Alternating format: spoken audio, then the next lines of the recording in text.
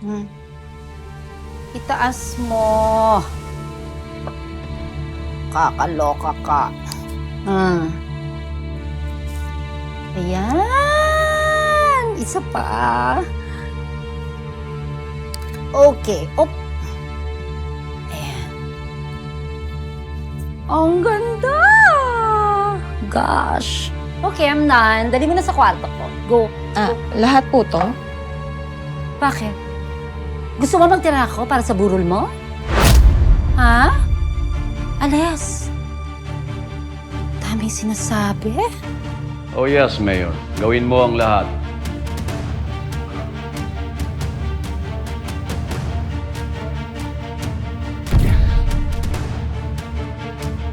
Sa susunod gusto ko may balita na tungkol sa anak ko, ha?